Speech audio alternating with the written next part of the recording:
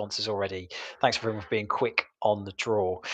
Um, I've just been checking the chat before we've been getting started. It's so lovely to see nice new people, a selection of new people here for whom it's their first time. Lovely to have you with both me and Women in Games this afternoon. Um, Thank you, everybody who is moderating in the chat as well. I'm James, or JD. I'll do a little intro to myself when I get through to the presentation. But yeah, it's really nice to be with you this afternoon. I'll be talking a little bit about community management, about influencers, and some other bits and pieces, using some examples from Dovetail Games to hopefully give you a little bit of insight and guidance on how you can utilize community and community influencers within your own games communities. I'm just going to give a little bit of time for people to join in. Great to see there's already over 30 people watching this. That's good to see. Just a little bit of warm up, just get people's hands and fingers in the chat sorted. How's everybody's day been? We're happy that it's the middle of the week, or are we dreaming for the weekend already?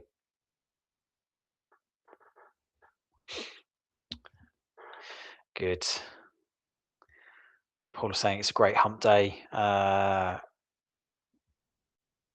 Adele, very happy it's the middle of the week. Mary Jane can't wait for the weekend. Oh, Sarah, tomorrow's Next Fest press review. So nervous. Oh, well, I hope it goes well for you. Yeah, Next Fest is just around the corner, isn't it? And Liz has just finished her new song. Wow. Okay, that's great to hear. Great selection of answers there. Yeah, I'm fine. Thank you very much for asking. And we've just announced a new product as well. Last week we announced a new Thomas and Friends experience, Thomas and Friends Wonders of Sodor. And we're blown away by the positive reaction. Hopefully some people will have seen it shared on their different socials, but ended up trending on X for a couple of days, and had loads of different press people coming into wanting to message us. It's been really positive. So yeah, we're on a bit of the crest of a wave at the moment internally at Dovetail, so that's really good to see.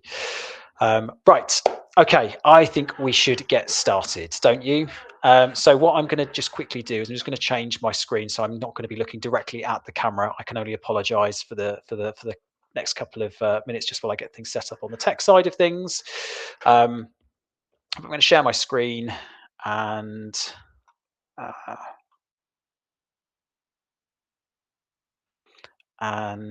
just make sure that we are ready to go.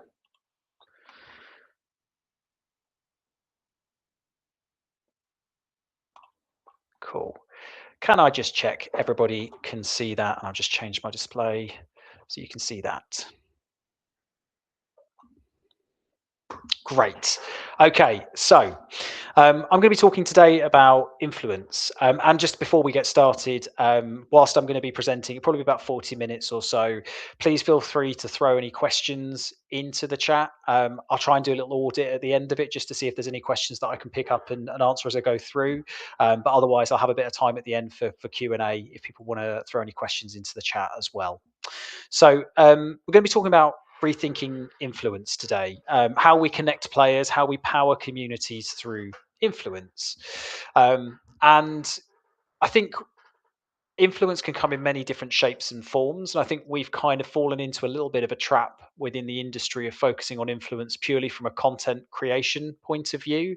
And in doing so, I think that really hamstrings us in being able to understand en masse what influence can do for games communities.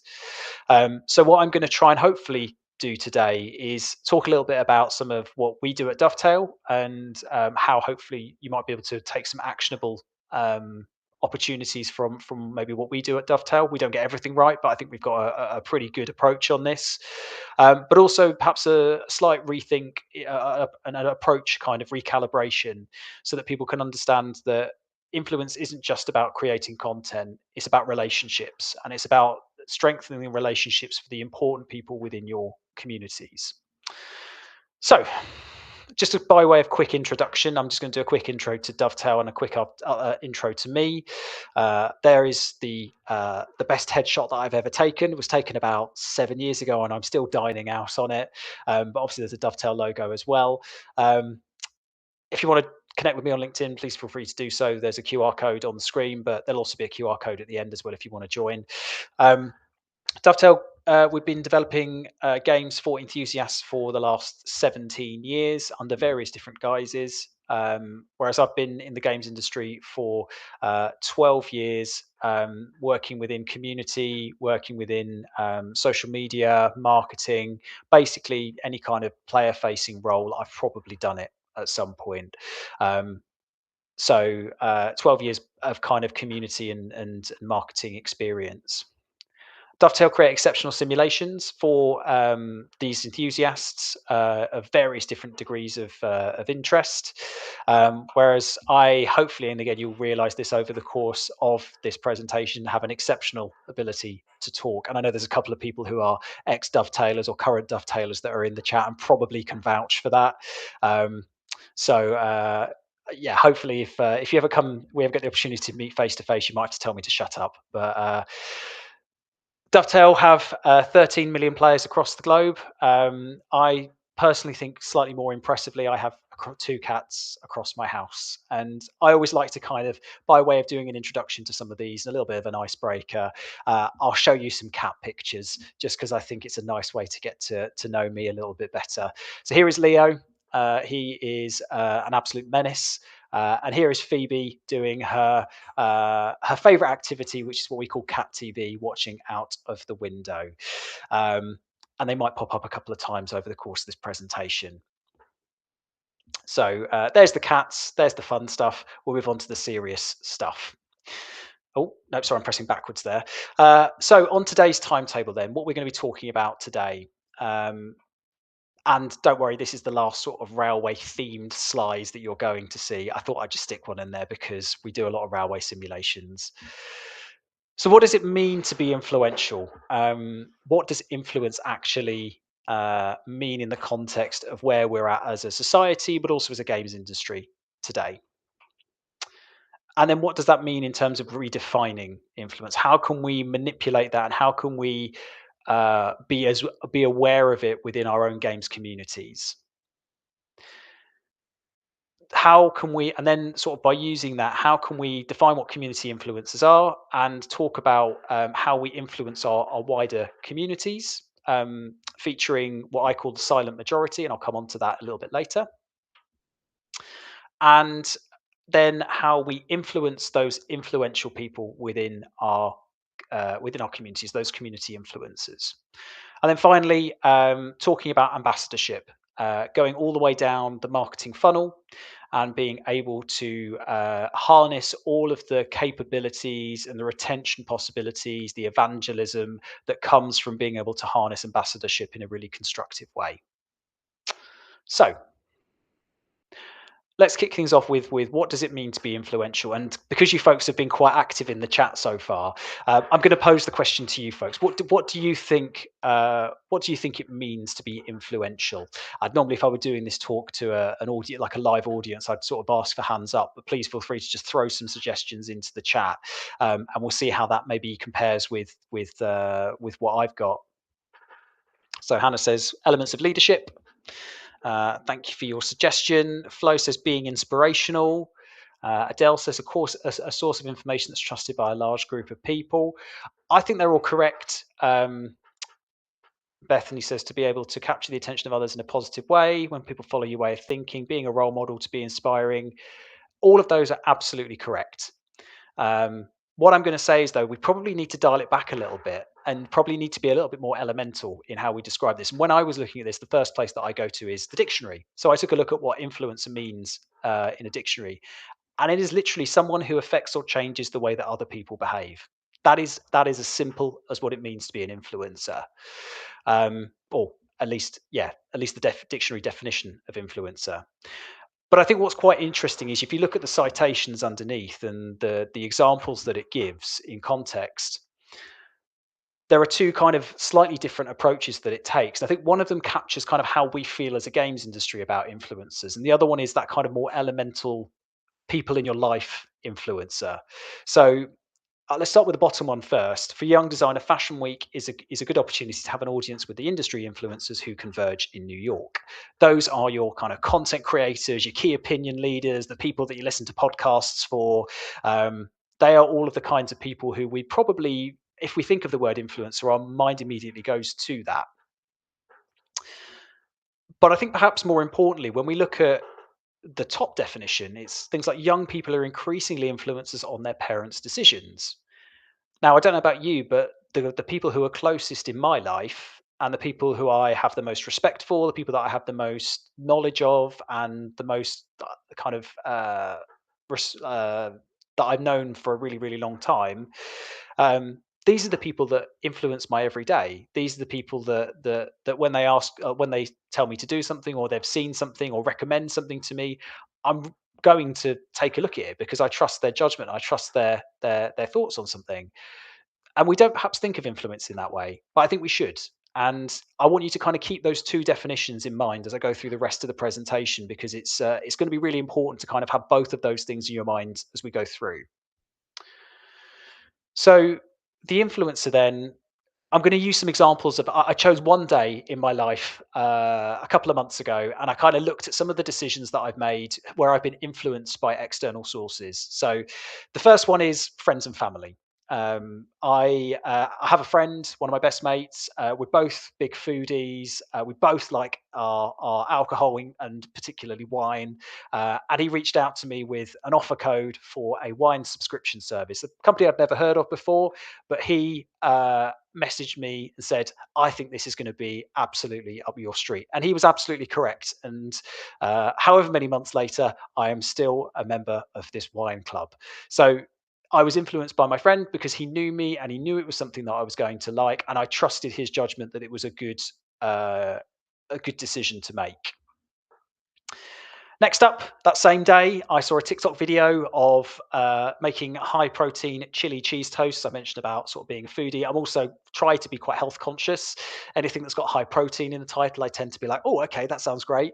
And I can confirm these were 10 out of 10 and would absolutely be worth making again. But I saw the video, and that's what influenced me to make what I had for dinner that evening. That's a content creator. Key opinion leaders. I don't know if anybody listens to the Rest is Entertainment podcast. Would very much recommend it if you do. Sorry, if you haven't. There's me trying to influence you guys, I guess. And the two hosts on it, Marina Hyde and Richard Osman, are brilliant. If you are interested in the creative industry and some of what goes on behind the scenes, it's a really good insight. Um, but they always have recommendations at the end of their podcast, whether it's books or TV series they've watched or films they've gone to see at the cinema. And you know that as soon as that podcast finishes, that's what I'm putting on my to watch or to read list. They have influenced me because I trust them and I trust their judgment and I know that they're experts in their field, that that's something that I'm going to enjoy, or at least that is worthwhile watching or engaging with. And then finally, I said they'd come back into the presentation. Cute furry animals. Even my pets influence me. Um, when Leo gives me that look, I know it's dinner time, and I know that he's going to make my life a living hell unless I give him his food very, very quickly.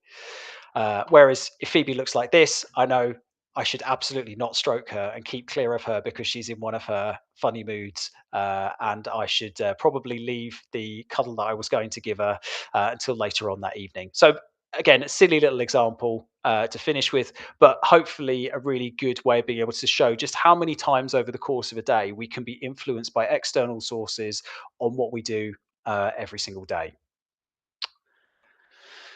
So, with that in mind, then, how can we redefine influence? How do we look beyond content creation, and why is that important for games?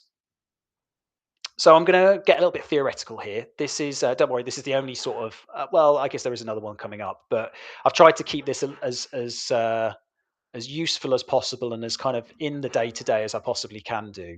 But this is a book called Influence, Science and Practice by Robert Cialdini. And whilst it was published in 1984, significantly before the earliest content creators were a thing, a lot of what he says is still really, really relevant today. And he identified 7 principles of influence that allow individuals or companies to influence an individual. The first of which is reciprocation. There will be some of these that I go into more detail in the upcoming slides, but reciprocation, and that is essentially the if I give you something, uh, then the kind of the human reaction to that is giving something back, having a reciprocal relationship, having a kind of a quid pro quo relationship. Studies have shown that even if the gift is unwanted, it will influence the recipient to reciprocate. So you might see this sort of reflected in companies where they offer you a free trial or they offer you a hefty discount. You feel like you're then indebted to somebody else. And whilst it might not necessarily be the most positive interaction in that instance, there are plenty of instances where actually reciprocal relationships are mutually beneficial for all parties. The next one is commitment and consistency. People like people who are fair, consistent, and people have a general desire to be consistent in their behaviour, and they value that in other people as well. So that's quite a simple one, hopefully, to grasp. The next one is social proof, which is essentially people looking to other people similar to themselves when making a decision. People who embody the same values as them, people who they kind of not necessarily look like, but the people who represent them.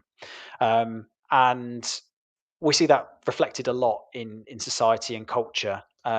People who support your favorite football team, or people who are in your book club, or whatever. Those people who kind of exhibit similar behaviours or similar characteristics to yourself, you're more likely to be influenced by than somebody who is very very different to you.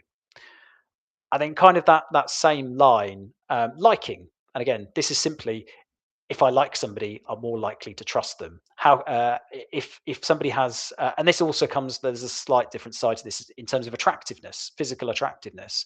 There have been studies that have shown that if somebody's physically attractive, other people overestimate how good they are at being able to do a task. Or now that's not necessarily relevant for where we are at today with the conversation we're having today, but it kind of exhibits that feeling of if you like someone or you find somebody um, endearing or attractive, whether it's in a characteristic side of things or a physical attractiveness side of things, you are more likely to be influenced by them. Authority, this is a little bit of a murky one because it can be a really good thing and it can be a really bad thing. Um, and I'm sure this one in particular, in terms of politics, is a really interesting one to take a look at. But authority essentially means if you are communicating with somebody and you present it in an authoritative manner, or you have the kind of the knowledge and the expertise within a certain space, you then are more likely to influence people who are maybe less knowledgeable about that subject, or more liable to be persuaded into that line of thinking because you're saying it in a very authoritative manner. And I'm sure we can all think of one or two politicians who maybe have abused that with things like misinformation or disinformation in the past. The next one is kind of a marketing staple, which is scarcity. So scarcity is people kind of want things more if they become less available. There's a story of in Victorian times when endangered species were getting to that point of extinction, there were people who were actually going out and getting and commissioning people to go and get the last few of those species and killing them, sadly, so that they could take them home as trophies and they have the last of an X species left. And that's a horrible story, but it kind of goes to show how scarcity, exclusivity, that sort of thing could be a really good way of being able to influence people for better or for worse. And then finally, unity. Now, this is one that I'll come back to, but having people as part of a team or a group um, makes, and that's what kind of a human nature is wanting to be part of a social group or wanting to be part of a social collective. And obviously, that can be a good thing. in most cases, but it can also do create sort of that tribal atmosphere, that us versus them atmosphere, which again we see quite a lot in society right now. So let's dial that back then and think about content creators versus community influencers. Let's take it back to gaming. So, content creators, and these are vast sweeping statements, these are not necessarily true for everybody and everything that kind of fits into these buckets. But as a general rule, content creators are those people who are social media natives. Their purpose is to entertain, to try and go viral, to create content for content's sake. And in terms of how businesses operate with them or corporations work with them, it is very much towards the top end of the marketing funnel. Whereas community influencers can be all manner of different types of people. I've listed them here, but we'll come back to some of these separately. Beta testers, community space owners, expert players, key opinion leaders on different facets of your game, moderators, people who mod your game, vocal players, whether they're positive or they're negative, and their purpose as a whole is to enhance others' experiences, whether it's creating spaces in which people can communicate, whether it's trying to provide feedback to improve games, whether it's creating additions or bolt-ons for games for other people to enjoy. Their motivations are a lot more altruistic than, say, a content creators. And in terms of where we think about them in the marketing funnel, they very much sit in that kind of bottom two thirds of the funnel. And I think just as a visual representation of that, and I think if you don't take anything else from today, this is kind of the slide that's I think most important to understand where I'm getting at. If you think of content creators fitting kind of the first sections of this very simplified marketing funnel, community influencers kind of fitting with that bottom two thirds. You can see they're here for an effective influencer marketing strategy. You're going to want to try and cover both content creators and community influencers rather than trying to tackle both one of those separately. A good influencer marketing strategy will focus on all of these different elements in order to cover the entirety of the marketing funnel. So what I'm not saying here is content creators are bad. They have their place. They are very useful, particularly from a virality perspective or a brand awareness perspective. But if you're looking for long-term growth and long-term health of your games, you are going to want to put in those foundational points that community influencers can provide you with in order to keep those people that you're bringing in retained and wanting more. So, who really influences our players then? And here's where we talk a little bit about the silent majority. And I said I wasn't going to go into too much more theory, but there are a couple of slides here that hopefully illustrate what I mean by that. And they do use graphs, so I apologize in advance. So, what we want to do in terms of the understanding of our communities as a whole, and again, this is a very kind of top level example, very kind of cookie cutter example, but this is a graph that I took from a website called Aptentive. Um, and I think it really illustrates how a lot of games communities operate and how they work. You have your bell curve where you have the majority of players sort of sitting in this middle ground of not really engaging with your communities or your products, not really ever vocalizing anything about your product at all, but they're there and they absorb information, they take in information, whether it's through you or through other people who they know play, who you know play the game, or community influencers, let's say. But you have these two people, maybe these 5 to 10% of people at either end of the chart, who are your vocal minority, your negative vocal minority, and your positive vocal minority. Um, but I want us to think about that kind of silent majority instead as an influenceable majority. These are people who perhaps haven't nailed their colours to the mast, and they are willing to have their opinions changed, whether it be for good or for worse. And I want us to think, instead of that vocal minority that we see on the right hand side, these are your community influencers. These are your champions. These are the people that are wanting to enhance the experiences of everybody else within your game community. And these are the people that are driving engagement. And what you want, ideally, is for that bell curve to move as far to the right as you possibly can do, dragging the majority of people over to stronger and more positive brand engagement, increasing your sentiment, increasing your retention, and increasing your advocacy. All of those things towards the bottom of the marketing funnel. But we also need to be very well aware that there's that vocal minority on the other side, that negative group of people who are um, the people that you will always see in games communities, the people that are always on your social media commenting that they hate the last thing that you released, or that they always leave negative reviews of different things, and you will probably be able to call them out by name because those will be some of the people that you're most aware of within your games community. Now, the holy grail is being able to take, so because they will always stay vocal, it's in their nature. They will always have an opinion on something. They'll always vocalize that opinion. I'd like to think of myself, I'm probably one of those vocal people within a certain community. I'll always get involved and always have my opinion about something. But it's kind of up to the organization as to whether that is something that I engage with positively or negatively, based on the decisions that they make, the relationship that I have with them. And your holy grail is to take as many of those, like the most powerful thing you can have is somebody who was previously negative about you that is now positive about you.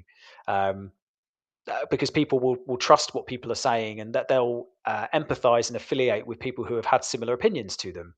So ideally, what you want to try and do is you want to try and reduce that amount of people who are vocally negative and try and bring them over to that other side as well. And yeah, Gemma, you mentioned there is no better feeling as a CM, honestly. Yes, I completely agree. Haven't been in that position many times before. So what you want to do is reduce that amount of disenfranchised players that you have, that are vocal about it, and bring them over to that right hand side, or as far along the right as you possibly can do. So you've got this group of community influencers, but how do you influence them themselves? They are influential in their own right, but how do you influence them to do kind of what you want them to do? And it all starts with building trust. So, sorry, just gonna take a drink. We're going to go back to Cialdini and his uh, seven, uh, seven modes of influence, and we'll kind of just ask some. I'll ask some questions of you all at home, without necessarily expecting an answer, but maybe some searching questions that you can ask in terms of understanding this how you can influence these people. So start with reciprocation. How can you build mutually beneficial relationships with these influential people? And I'll come on to this and I'll go drill into this one in a bit more detail because this is a really important one. Having an equitable relationship where both sides are balanced in terms of what they're offering each other is super important. Commitment and consistency. So, how can you ensure regularity and fairness in your interactions? How can you ensure that consistency in how you approach certain matters that will allow you to be influential? Social proof. How can you be empathetic to their needs, and how can you represent what they want to see in a person that is trying to influence them? How can you absorb the characteristics that they have? How can you talk to them in the language that they're familiar with, to be able to then bring them into a world in which they're more likely to be influenced by you? And liking. How can you be a human? People understand straight away when you try and talk in corporate speak that you're speaking on behalf of a company, and they'll immediately sort of take a step backwards. But if you can interact with them as another human being, then you are well on your way to being able to build that trust and to build that relationship. Authority. How can you speak with authority first and foremost? How can you be the most powerful voice in that room? But similarly, how can you establish the rules and the parameters through which your interactions will be held? How can you build up that kind of illusion of power in the relationship where some of these people um, are more likely to be influenced by somebody who is speaking or interacting with them in a way that feels powerful? Scarcity. How can you make them feel special and inclusive? I've kind of twisted that one a little bit, but I think people like to feel like they're getting a really like they're being put on a pedestal. How can you make you feel people feel special, exclusive, unique, and valued? And that's something that I think scarcity really pulls into. And then finally, unity, and this is another one that I'll come on to in a bit more detail, is how can you support them building or supporting their own communities, but also build communities of influencers to allow them to build relationships with each other. That's so important within a an influencer ecosystem, is the ability for them to interact with each other and take best practice from each other.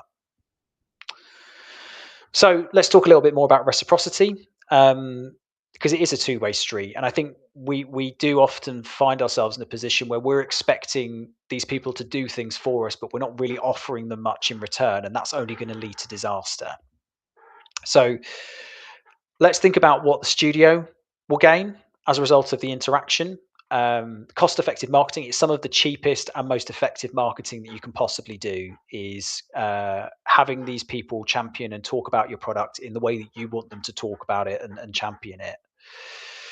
Penetration into spaces that you can't possibly reach. There will be communities that you, as an organization, cannot penetrate into. There'll be dark social spaces, WhatsApp groups, word of mouth, those spaces which you cannot possibly expect to be a part of, but you know that you're setting up those people who can engage in those spaces up for success. Authentic and credible voices. I've spoken about sort of how people don't trust organizations, but they do trust people. If you can get these people on side and you can interact with them and have a positive relationship with them, they're kind of authentic, talking about how you might not be such a terrible a games company, or actually there's some really good stuff that they're doing, and they are real people behind the scenes. Don't worry. Those kinds of things will allow their communities to feel a little bit more part of a group and part of feel a bit more sympathetic towards the organization. Support and signposting. This is something that's really important for us. We create train simulator games, and as much as the media might suggest otherwise, it is actually quite hard to drive a train. And because we simulate everything as best we can do authentically, it means that there's often quite a steep learning curve for our products. So using ambassadors and community influencers, we can help support people through that initial onboarding process so that they can become more attuned to how the game operates, and start getting into best practice. The humanization of the brand, I've kind of talked about that already, but you have that human face rather than a kind of a faceless corporation. And finally, on a more monetary basis, you can get things like affiliate schemes set up, refer a friends, voucher codes, which kind of have a monetary value or a monetary approach to them. But let's talk about the influence, because I think this is what tends to get lost sometimes. People always look at the kind of the dollar signs and think, "Oh my God, look at all of these things that we can get from these people," but they forget that that reciprocity is a two-way street. So, and it doesn't necessarily require as well that much in the way of financial outlay. It take time, but it's not something that has to cost the earth, because a lot of these things are actually quite easy for people to share. It could be something as simple as giving them game codes or access to your game early. That'll make them feel special. That'll make them feel like they're a valued part of the community, and they might not look a little bit more favorably upon you. Information is a huge one, because within any community, information is currency. And if you can bring people into the fold early, I mean, you'd obviously want to NDA them and give them kind of cover yourself before you sort of talk about all of your future plans and everything like that. But if you can give them the information, and again, that also is access as well, they will then be able to utilize that, absorb that, think about how they want to articulate that for their respective audiences. Then they are getting a glimpse into something that nobody else is getting. They feel special, they feel on a pedestal. They can help articulate that in a way that if they all get it at the same time as everybody else, everybody's absorbing it at the same time. Whereas if these people can prepare how they want to react to it, whether it's content creators or community leaders, and prepare the assets or the communications they want to around it, they are then influencing people because they are the first to the scene. And if you know that you trust these people, they are great assets to have when you're announcing or talking about new things. Kind of linked to that is a dialogue with the studio. Being able to influence products or being able to provide feedback onto products. Again, a lot of these people we find, because we have enthusiasts, they want the game to be as good as they possibly can be. And what that means is, in terms of dialogue with the studio, is that if they feel like they're being listened to and their opinion is being valued, they are therefore more likely to want to stick with us and talk more positively about us. Kudos, promotion, status, putting them on a pedestal. We have our ambassador program at Dovetail where we give people official ambassador status, which again allows them to feel special. Allows them to feel like um, their time and their effort is being recognised, and that's a good way of doing it. Again, it doesn't need to cost you anything in particular. Player visits, I'll come on to a little bit more because I've got an example of kind of what we do with our player visits when we invite people into the studio. And then finally, affiliacy and payment. Now, obviously, that tends to be more of a content creators thing, um, but there are instances where affiliacy can come into it where there is a bit more of a monetary element to it. But again, I'll come on to an example of what we've done with this because it's actually really interesting. And I'm not just saying that because I work there, but it can be a really good way to be able to get content that you know your community is going to love, or they're going to be able to do something in a way which their community is going to love, and both sides get reimbursed for it. And then finally, collaborations. Hopefully, that's one of the easier ones to think about how you might want to do something with them, whether it's immortalizing them in game or doing again might be a bit more of a content creators thing, but how can you do something that will then put them in that kind of superior position to maybe some of the other people in the community. And this is all very much a rinse and repeat recycle model where all of these things are kind of interlinked with each other, and you can almost kind of put if you give me this, I'll give you this one back, and almost like a shopping list of things that you kind of have to pick depending on the individuals that you're working with. And then Unity. So in this one, I'm just going to focus a little bit on how we've made an ambassador program, and maybe what to think about when if you want to move down that line, because it's a really good way of getting all of these people into one place together, communicating to them en masse. It's a much more effective way of being able to communicate than sort of doing it one by one, as you might otherwise have to do. We've got a Discord server, for instance, set up for all of the people who we interact with. But if you want to create your own, first thing you need to do is define your objectives. So how will you determine success? That will inform everything else that you do. So it's imperative you get that right, because some ambassador programs will be very much more based on how do we create as much content as we can? How can we encourage as much content creation and as much reach as we can do? Whereas some organizations might think about it more of a how can we create the best products that we can? We're looking at expert players here. We're looking at feedback. We're looking at people that are really good at our games and have an opinion on how we should take our games in the future. And again, that one kind of gets lost sometimes a little bit when you're thinking about kind of some of these initiatives. But there's benefits to kind of both of those approaches. There's obviously other options as well that you could take, but that will inform what you do moving forward. And then you want to be able to identify those ambassadors based on your success criteria. So if you're looking for expert players, if you've got high scores, for instance, maybe reach out to some of those. If you've got people who you know are kind of champions of certain causes within your communities, and you want to try and make sure that you're representing that when you're communicating with players, take a look at the common voices in your respective communities. If you're looking at content creators, look at the people who are the people that create content all of the time about your product. You want to have somebody who loves your games and loves your product, to be able to best represent it and understand it. And this is probably the biggest area that I see ambassador programs fall down in. Is it's really important to understand the value of the work that all of those influential players do, whether they are your content creators, whether they are your community space leaders, whether they are your beta testers. They all have different motivations. They all have different reasons for being there, and therefore they have different things that they value. And what you'll need to do is build resources, incentives to be able to suit each of those different groups that you invite into the program. Um, and make sure that you're reviewing that on a regular basis. And then finally, this is a super important one as well, is that it might not necessarily cost too much from a financial perspective, but it does take time. Make sure you resource it properly, make sure you scale it properly, start small with trusted players, and then scale it up as you get familiar with it, you build out the processes, you get comfortable with it, and you've got those groups of your VIPs, I guess, in the program who you trust and can work with without too much hassle or too much friction. And then you can scale it up from there when you've been able to manage that process. So here's some time for us to talk a little bit about what we do at Dovetail. Turning trusted players into long-term partners of our games, that kind of bottom end of the funnel. So just in terms of ambassadorship in action, talked about a player visit. We do our player visits every year. We bring in 20 to 30 players, of varying different um, motivations for wanting to be there. There are some that are like our moderators. There are some that are content creators. Um, there are some that are community space leaders, and we invite them into the office for a couple of days.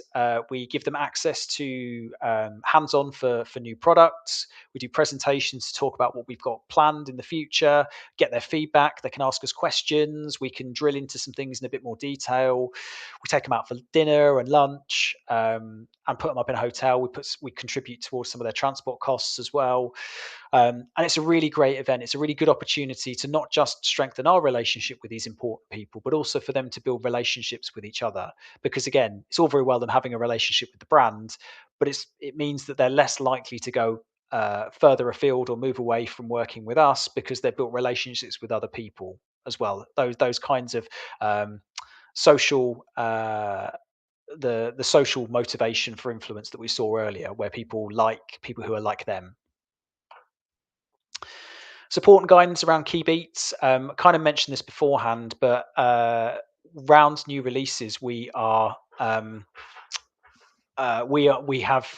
give players access to the game beforehand, particularly content creators, but also all of our other community influencers as well. So they can try it, they can play it, they can understand the product, and they can either create content around it, or they can, in the same way that we work with some of our community space leaders. This is our community-run Reddit subreddit, for instance. They can highlight the key messages they want to get across, so that people who are coming to the subreddit can get that information as easily as possible. And that's just a really good way for us to be able to amplify our messaging into places that we would never be able to reach effectively with a community team the size that we have.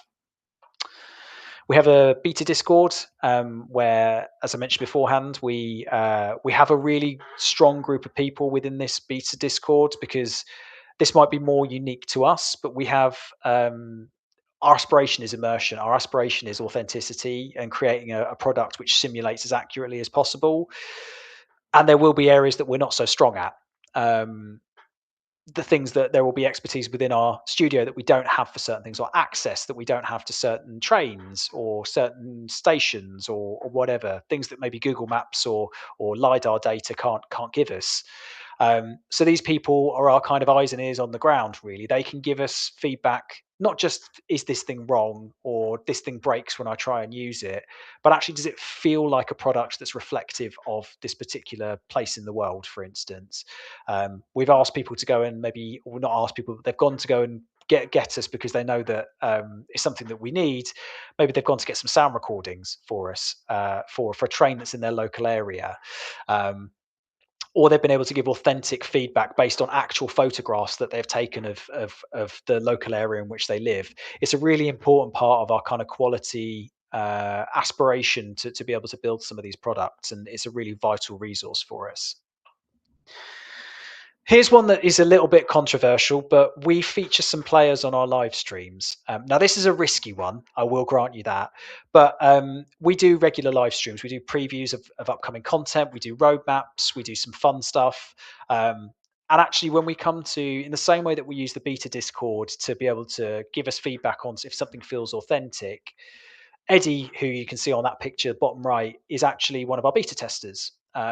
And he knows US railways like the back of his hand, particularly New York railways. So he is a better authority than we are, us Brits, to be able to talk about an authentic New York railway experience. So we brought him onto the stream 2 or 3 times now to talk about why he's really excited for this product, why he thinks that it's a really good representation of the area, and they're going to listen to him more than they listen to us about this. So we found it a really good strategic option. It helps elevate some of the people who are in the beta community. Um, and it also means that a lot of these players who are watching or engaging feel more reassured that the product that they may or may not be getting in the future is of a high quality. We have moderators who are in our live streams, but also manage some of our community spaces. Modders, I said I'd come back to this one. This one is a super interesting one for us because you can see sort of from that image on there, a lot of our players, they always want more than maybe what we can provide them with the development time that we have to produce a product. So they might make some tweaks here and there. They might change some lighting. They might add another station. They might add some extra trains onto a route. Or they might adjust some of the graphical settings just to make it pop that little bit more. Um, and what that's actually bred is people creating additional content that obviously people can download and use on their own products, which is a great kind of quality of life enhancement for a lot of our different players. But some of these people are so passionate about what they do that we've actually brought them into what we call our partner program, where they actually produce DLC content for Train Sim World and Train Simulator Classic, and are now fully fledged developers on our products. They produce their own DLC, they produce their own routes and trains, and they can sell them through the Steam store on the Train Sim World page. Obviously, we talked about affiliacy and kind of collaborations. It's a really great way for us to be able to not just enhance our sort of DLC pipeline, but also give players the things that they want. Because again, we've got, for instance, we have a check route that was currently in production at the moment, and there is no way on earth we would have produced a check route because we don't have the expertise, we don't have the access, we don't have the knowledge of the culture in Czechia. But somebody who lives there will do. They can create a product which is much more authentic than anything we could ever do. And it's a really great way for us to be able to kind of enhance that overall game experience and have that mutually beneficial relationship with some of these really, really important people in our community. And then the final one, player surveys. Now, these aren't necessarily influential people who are going to be responding to these surveys, but we do sort of an annual big survey where we ask players to fill out their feelings on lots and lots of different elements of our games. But listening is the important part of this because what you can do and what we've done on many occasions is listen to the players, right? They know what they want, and well, sometimes they don't, but that's a slightly different question. But on the whole, they know what products and features they want. And if we can say, do you know what? Actually, we're producing this thing because you folks told us that that's what you wanted. That is a really powerful thing with which to influence them to say, actually, you know what? You're doing the right thing here. If the people have spoken, then you're doing what they're saying. Um, so that is a really important one for us as well. Here's just a nice picture of our player visit when we invited people last year, with in our lovely new office as well with some of our staff. So it was a really great event, and everyone there seemed to have a good time.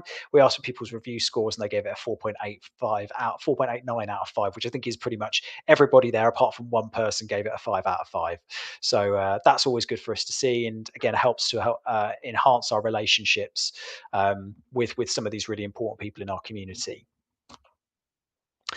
But this all feels quite nebulous. I'm talking about things without necessarily backing it up with this is how it's benefited us at Dovetail Games. So I just wanted to finish with just how this has impacted us within our studio. So we have been able to provide more authentic, influential grassroots messaging across multiple platforms that we wouldn't have been able to do without having an effective community influence marketing approach. We've been able to have better moderation and better customer engagement as a result of this, a much better feedback loop from player to studio, and consequently a better product, which is good for everybody. We've got a fertile ground of useful onboarding content. I talked about how kind of that barrier to entry for our games, and without having some of these people who are helping players along that journey, those community influencers, I have no doubt that our new player retention would be a lot lower. This is a really important one I've not mentioned yet, but safer, more enjoyable community spaces. I mean, we've all been in a position where we've looked at a game, we thought, oh, that looks great, and then we've gone onto their subreddit and thought, oh my word, this is a hot mess. Everybody's shouting at each other. Nobody can agree on anything. It feels like every time someone asks a question, it's being flamed. And uh, what we can do, what this allows you to do, is have a slightly more structured, slightly more safe, slightly more constructive space for those people to come into. If you've got approved locations where you can fold people into, um, that is so important for their first time user experience. And then finally, positive intent to engage for that silent majority. We've seen a lot more people be vocal within our community. And we've seen things like our NPS score, so our net promoter score, go up 1.9 over 3 years. If anybody's ever worked in a simulation game before, 7.4 is a flipping good score. Because they are very, very hard to please. So 7.4 in the simulation world is probably more like an 8.5 in most other games. So we're really, really happy with that. I'm really proud of that. Sentiment improvement year on year amongst our community. We've seen that consistently over the last sort of 3 or 4 years.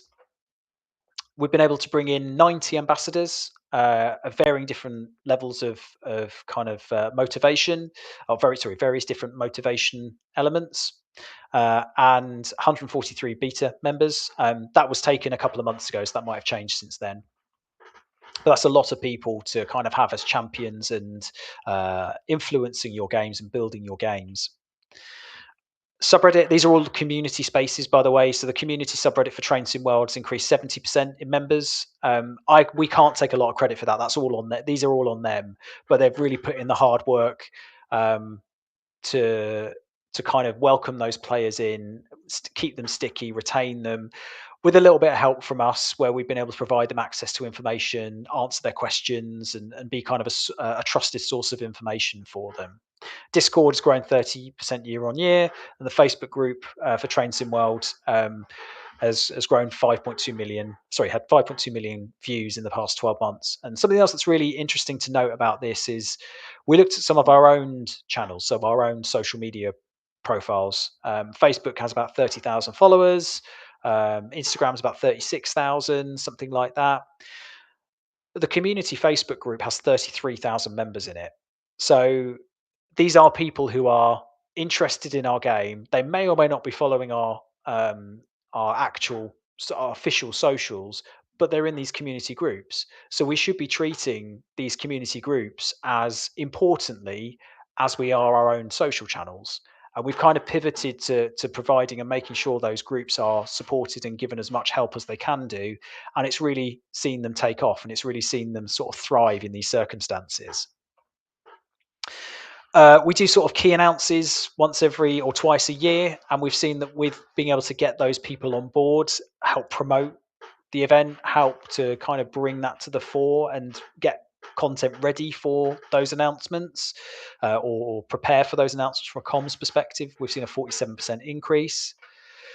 And we have a remarkable retention between editions. Now, some of that is obviously for lots of other different reasons, but I do think that number would be significantly lower if we didn't have such a great pool of people who are communicating regularly, whether that be our own internal staff or whether that be our community influencers, to keep things ticking over, to keep people interested, to keep people engaged, and help that kind of new group of people sort of find their feet within our games.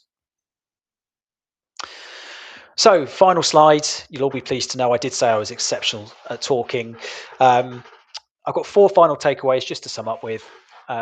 Influence goes beyond content creators. Please keep that in mind. And a good influencer strategy covers the entirety of the marketing funnel, not just the becoming a not just the half of it, the top half of it.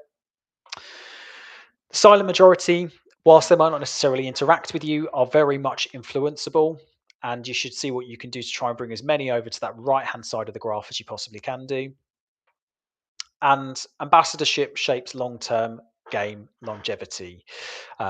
Retention, ambassadorship, evangelism, championing your game, ambassadorship, whatever you call it, it is super important for the retention of your games. And I think it's one of the key reasons why, particularly our trains franchises have got a really strong retention between editions of the game. Uh, and finally, just a quote from someone who you might recognize, Gemma, our CEO. At Dovetail, we don't just make simulations, we build communities that power them. And I think never a truer word has been said. Uh, I will always champion the community side of things. It's where I've cut my teeth in the games industry. But I think that second part of it, we build communities that power simulations, kind of highlights how important your community is in creating a really strong game in 2026. So thank you very much. I think I've got about 35, 40 minutes on the dot, but any questions? Um, I think, Liz, someone mentioned earlier on that the session was to be recorded and it could be shared at a later date. I will just double check with Mary Jane on that. Um, but I think it should be available for people afterwards if you want to. Um, any questions at all from anything that's come in there? I'll leave a couple of minutes just so that people have, if they're typing something out or if something springs along to them. Oh, and if you want to connect with me on LinkedIn, I've got my QR code there.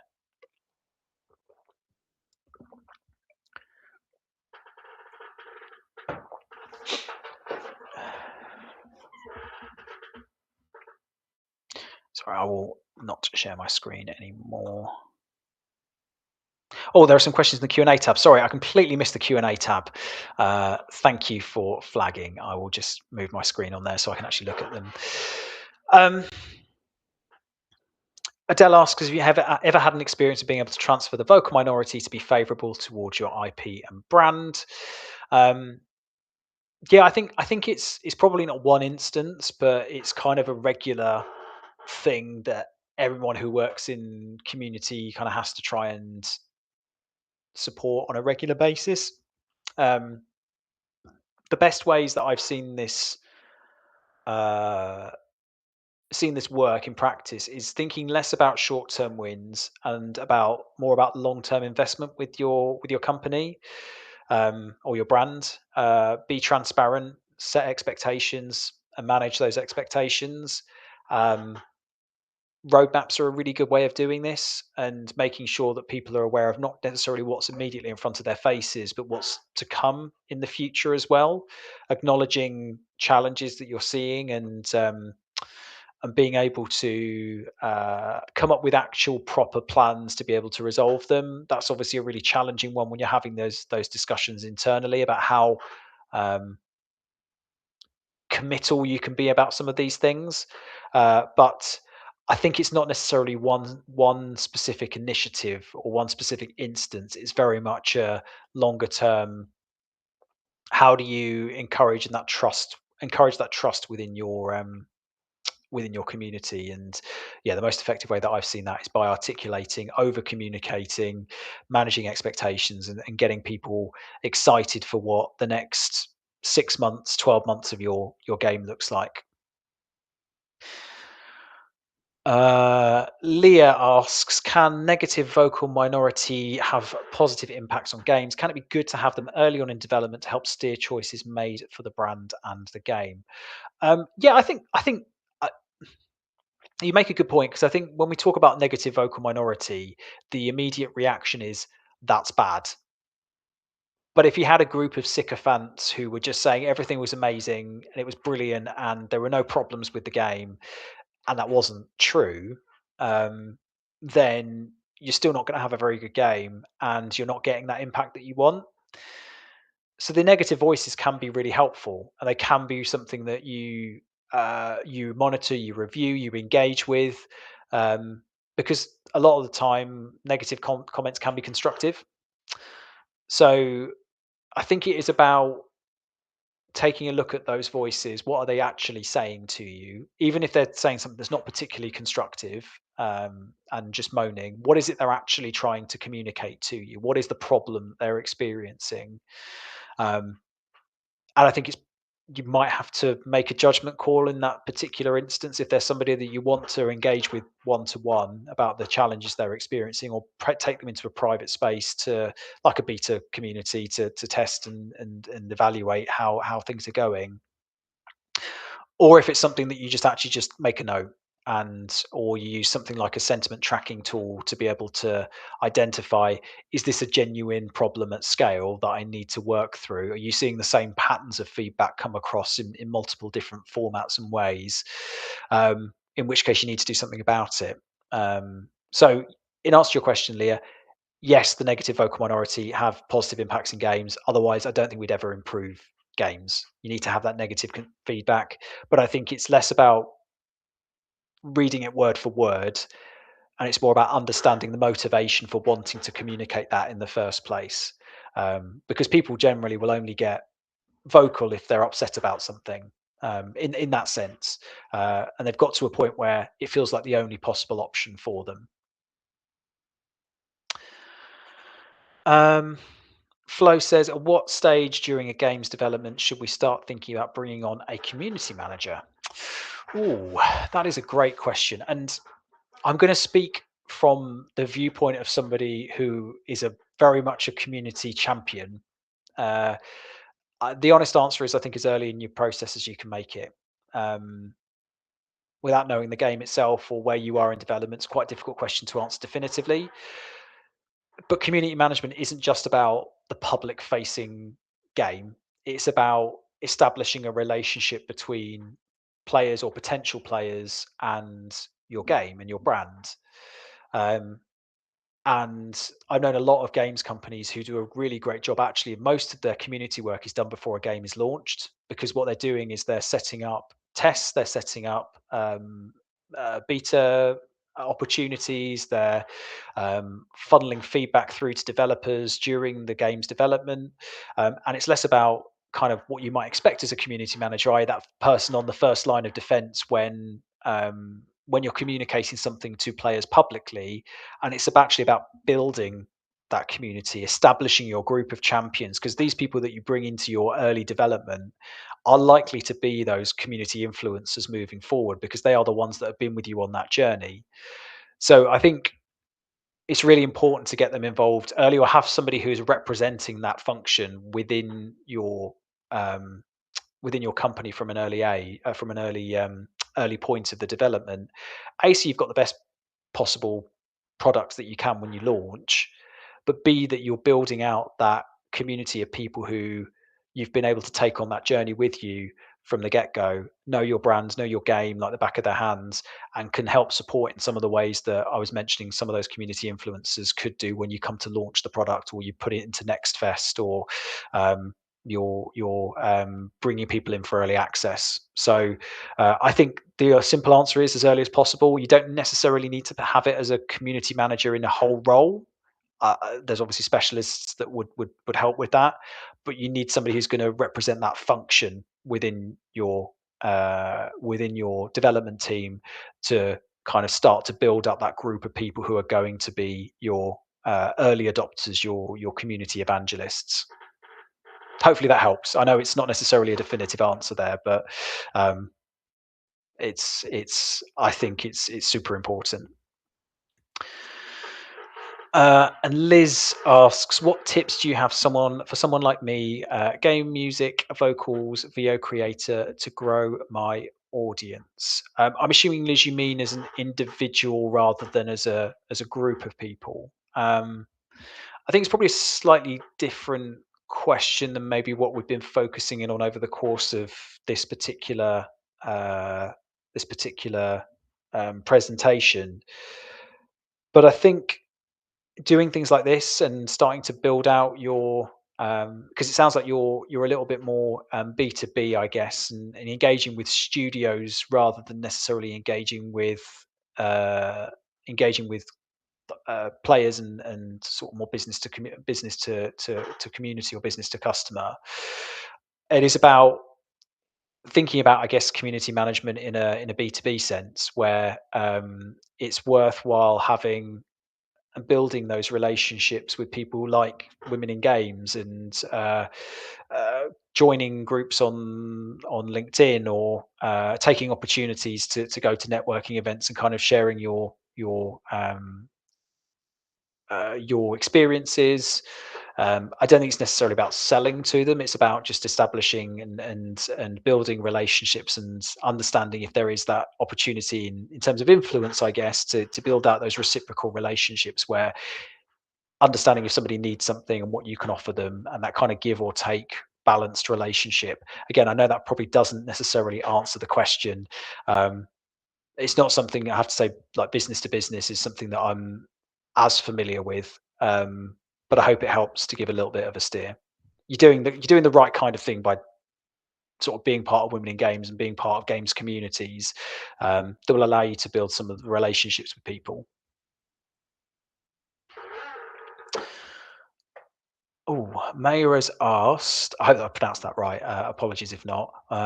As a graphic designer transitioning into UX or UI, what would you recommend as the best way to enter the industry at a junior level?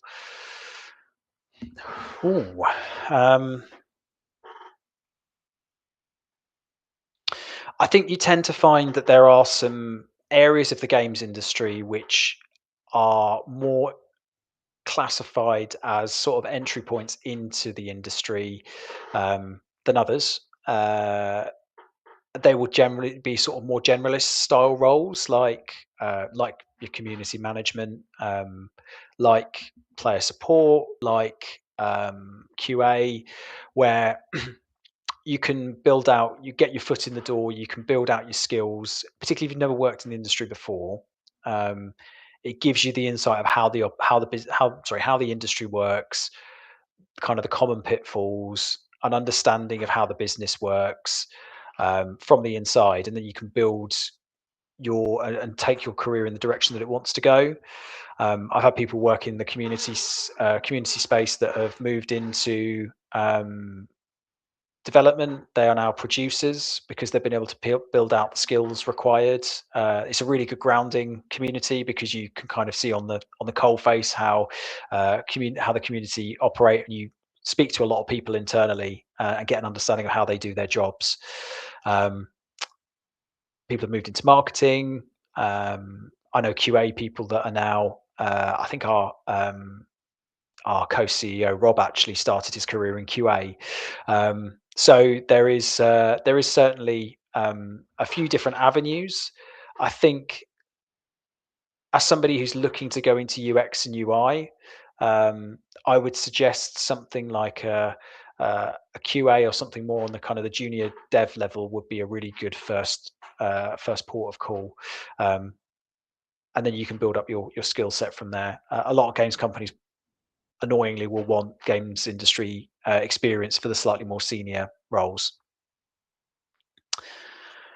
Adele asks, do you have any advice for someone looking to move from B2B to B2C marketing? How can I develop or explain my skill set in a way that would appeal to those roles without necessarily having studio experience on that front? Ooh, I mean, I think the general tenets of marketing, whether you're B2B or B2C, are very similar. So I think that's where I'd start, is that the foundational grounding of your marketing experience, whether you're speaking to businesses or whether you're speaking to sort of more kind of B2C side of things, you're going to use the same techniques. You're going to use the same approaches, even if the kind of the way that you do it is different, even if you have to adapt to things or there are certain nuances involved with how you might do X, Y, and Z things. So I think I'd start there.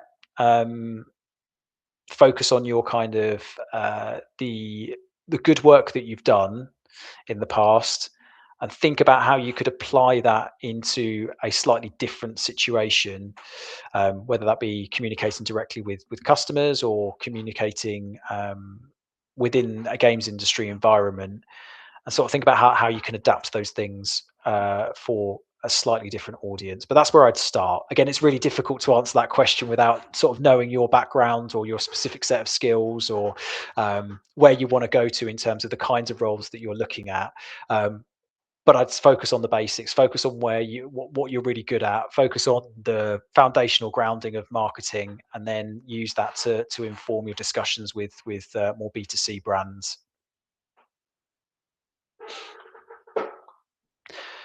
Cool. I think that might be all of the questions. Um,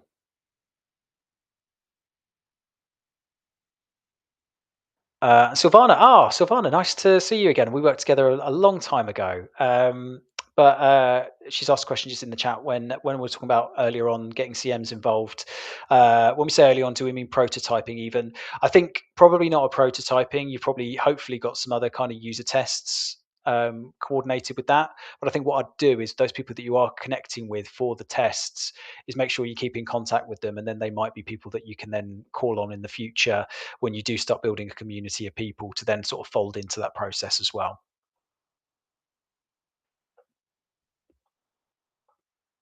Cool. Mary Jane said we're good to wrap up this question. Thank you very much for this session. Hope you found it useful, everybody, and thank you very much for your time. Um, yeah, if you want to connect with me on LinkedIn or ask any further questions, I am all ears. Please feel free to do so. And I hope you have a good rest of your afternoon in the Women in Games event. I'll see you hopefully at some point soon. Thank you, everybody.